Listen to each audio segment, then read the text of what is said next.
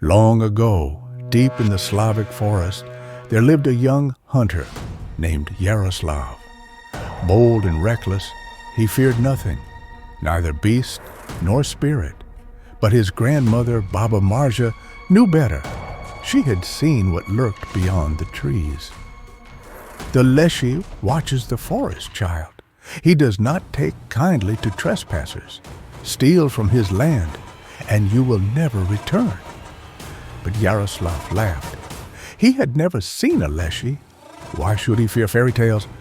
One fateful evening, he set out into the forbidden woods, bow in hand, eager to prove his strength.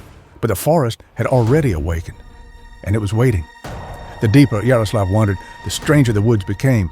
The trees whispered, their branches curling like fingers. The air grew thick, heavy, as if watching him. Then, movement. A flash of pale skin in the darkness. He saw it.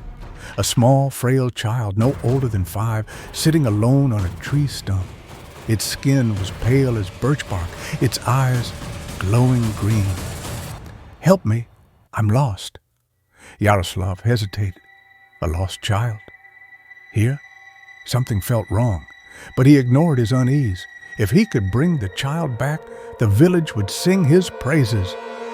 He reached out just as the wind howled through the trees. And then, the forest came alive. The branches twisted and curled, forming a cage of roots around him. The child's face twisted into a wicked grin, then a shadow, towering, shifting, eyes like burning embers, a beard tangled with moss, a cloak made of leaves and vines. The Leashy had come.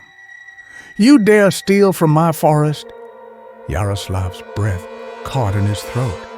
This was no myth. This was real. Desperate, he pulled an arrow from his quiver, but the Leashy only chuckled.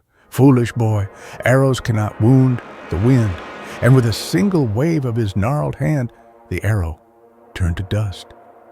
But the Leashy was no mindless beast. He was a trickster, one who loved games. "You may leave, if you can answer my riddles before dawn." Yaroslav's heart pounded, a chance to escape. He nodded, his voice barely above a whisper. First riddle: what can run but never tires? What can weep but has no eyes?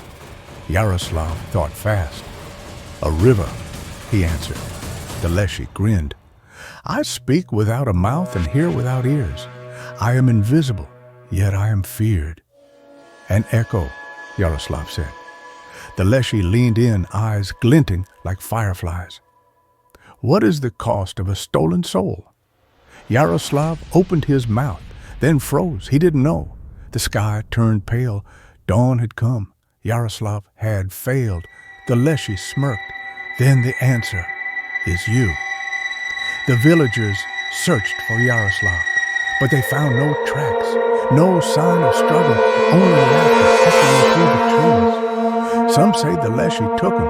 Others say Yaroslav became something else, a shadow in the trees, leading lost souls astray, laughing as they stumbled deeper and deeper, never to return.